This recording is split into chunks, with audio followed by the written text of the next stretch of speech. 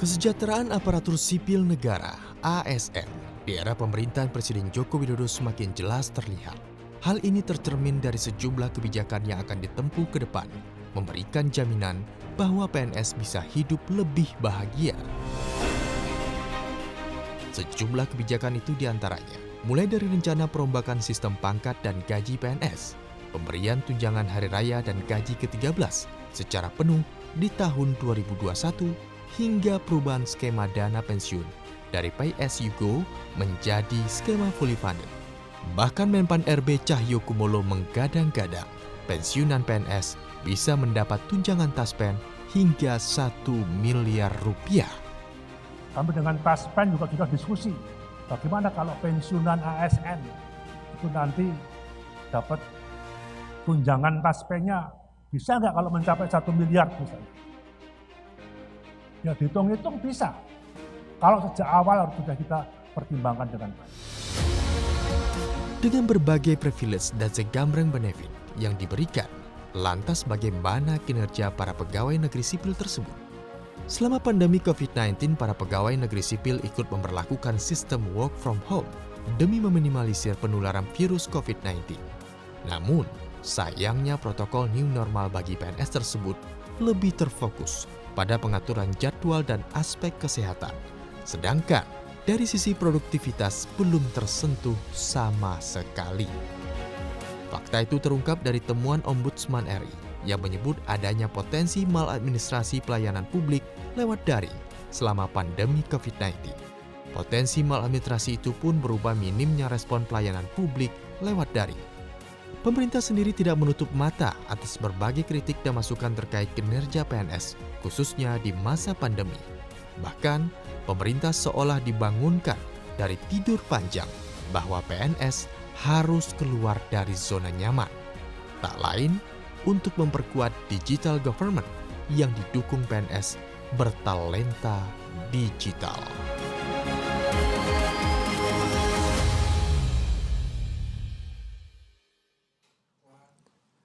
Kembali dalam program Impact dan saya masih bersama dengan Menteri Pendayagunaan Aparatur Negara dan Reformasi Birokrasi Bapak Cahyokumolo. Bapak Cahyo, tadi pada waktu kita jeda, saya terkejut. Bapak sempat mengatakan waktu saya tanya, Bapak ini harus mengatur berapa banyak pegawai negeri Ya, sekarang hampir PNS dan 4,1 juta lah. ASN? Ya, ASN. PNS berapa? Ya, bervariasi. Itu sama, itu 4 juta PSN plus Iya. ASN. ASN. Ya.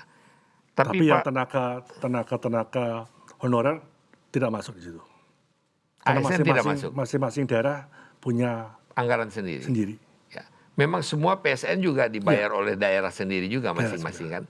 Yang honorer ya. Namun yang Bapak atur sebetulnya 4,2 adalah lah. 4,2 juta Ya.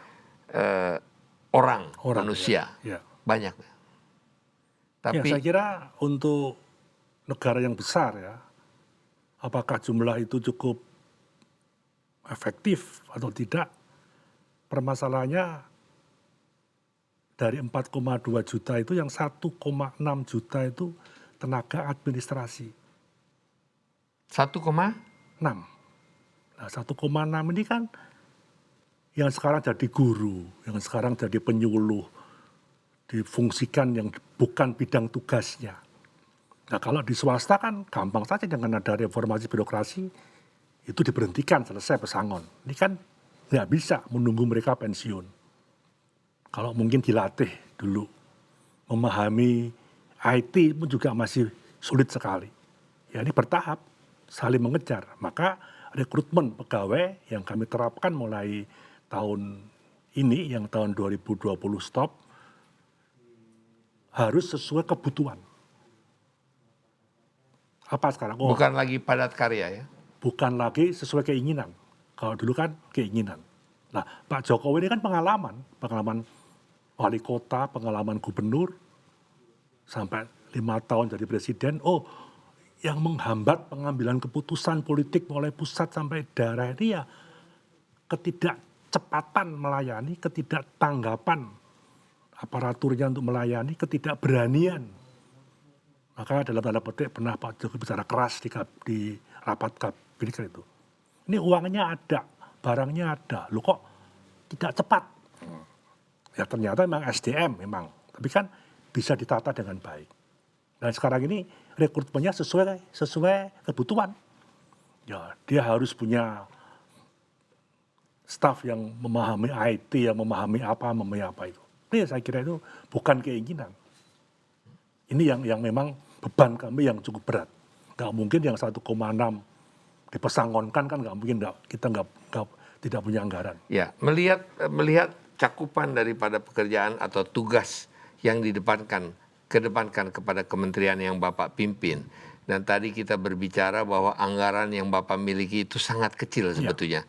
Relatif sangat kecil, bahkan kalau dikatakan hanya 300 miliar rupiah.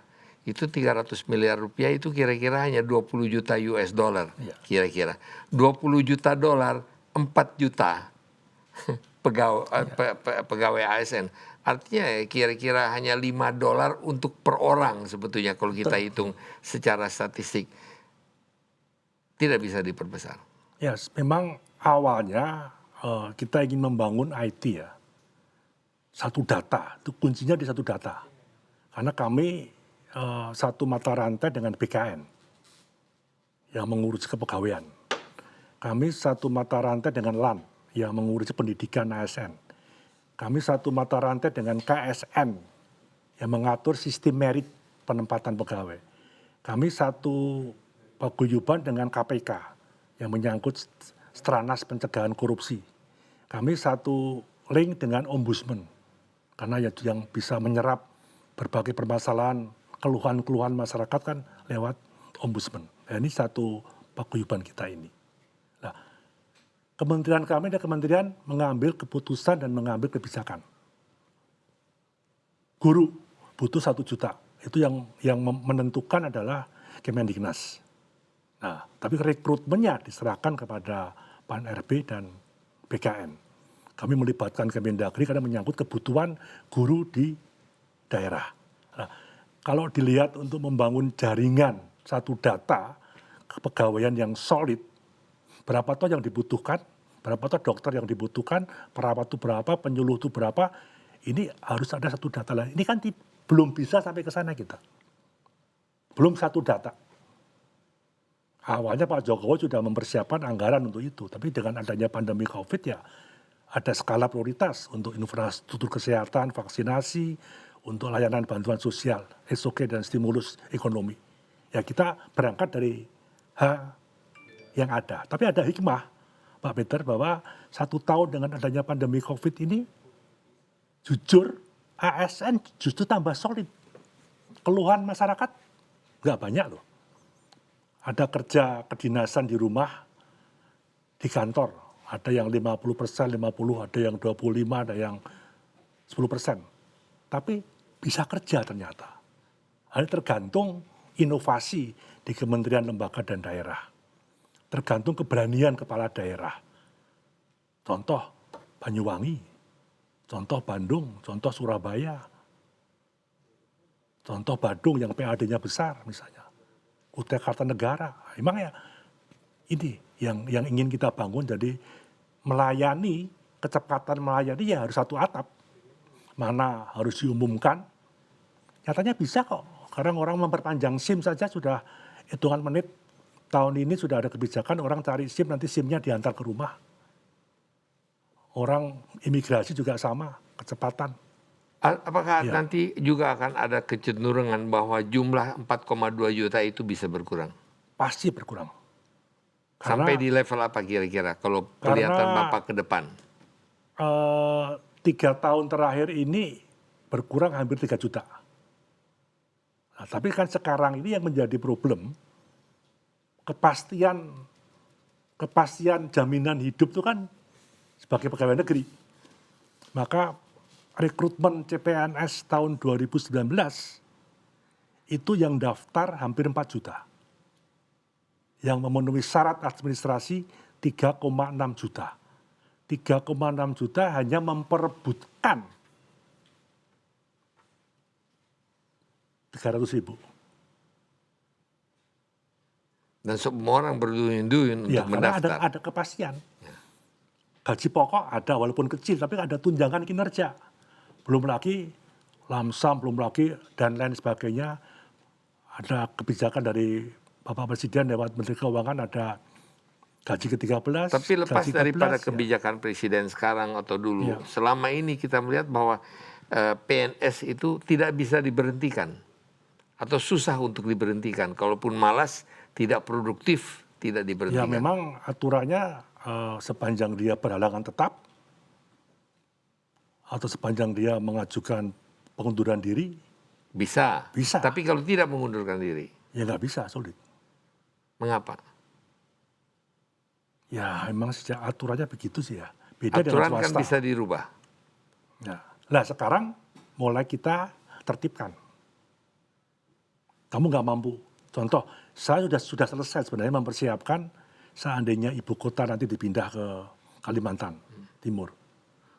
Pegawai pusat yang harus pindah ke sana sudah kami seleksi. Oh ternyata Yang tidak mau pindah ya keluar. ya 3% itu nggak bisa karena pendidikan tingkat SMA, SMP nggak bisa.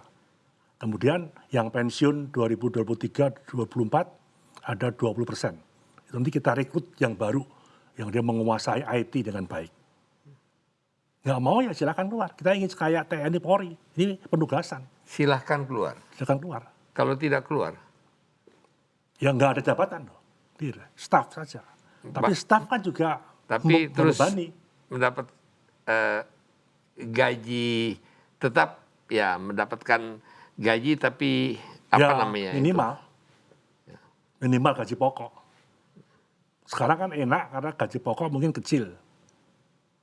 Tapi kan ada tunjangan. Kayak saya menteri ada gaji pokok. Saya 20 juta. Tapi ada tunjangan hampir 30-an juta.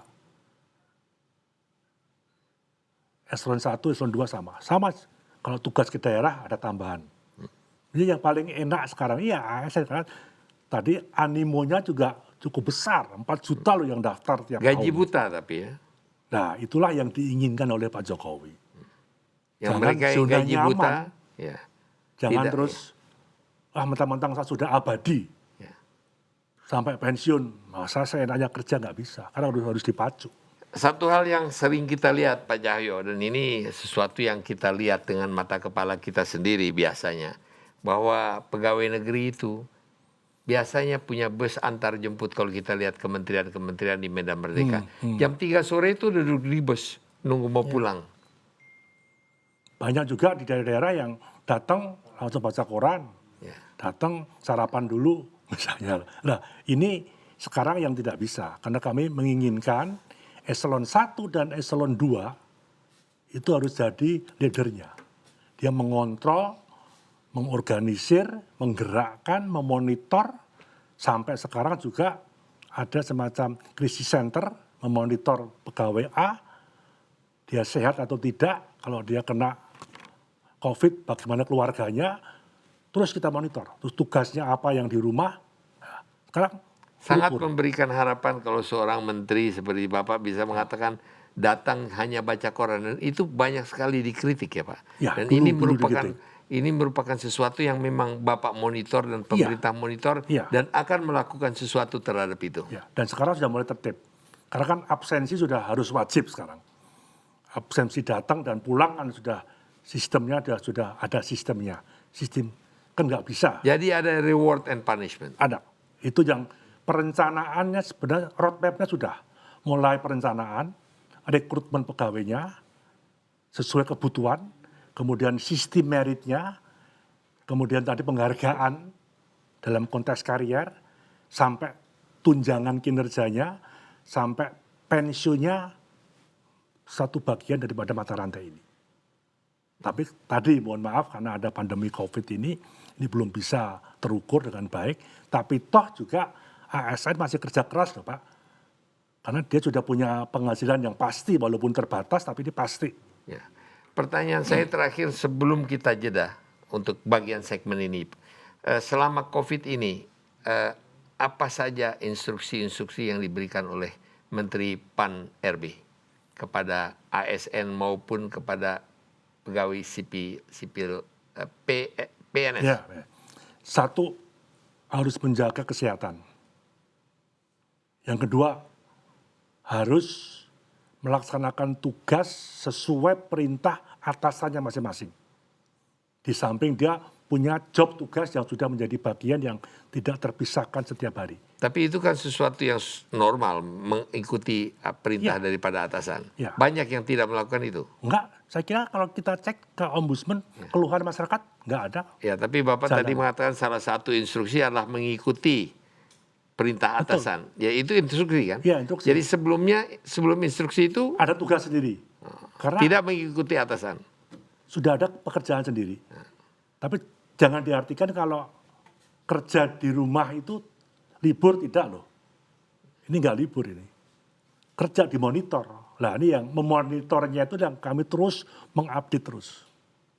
Alhamdulillah di tengah pandemi COVID ini yang perintah Pak Jokowi, ASN tuh harus produktif. Nggak ada masalah. Khususnya yang menyangkut kesehatan misalnya. Yang kedua, tetap sehat. Yang ketiga, kalau daerah itu ada zona-zona merah, hijau, kuning harus mengikuti aturan di daerah. Nggak ada masalah. Semua jalan dengan baik. Kelihatannya Bapak sangat optimis dan melihat apa yang sedang terjadi pada saat ini. Justru selama masa COVID ini ya. Ya, 1 tahun ini evaluasi kami ASN on the track. Pak, kita akan jeda, kita akan berbicara nanti mengenai dana pensiun yang Bapak Ya, baik. katakan bagaimana caranya itu bisa memberikan.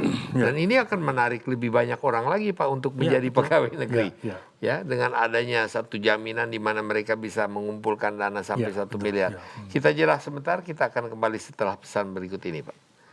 Pemirsa, kita masih bersama dengan Bapak Menteri Cahyo Kumolo. Kita akan jeda setelah iklan berikut ini. Kami akan kembali untuk membicarakan hal-hal yang berhubungan dengan pensiun dan beberapa hal jaminan yang didapatkan oleh PNS. Tetaplah bersama kita.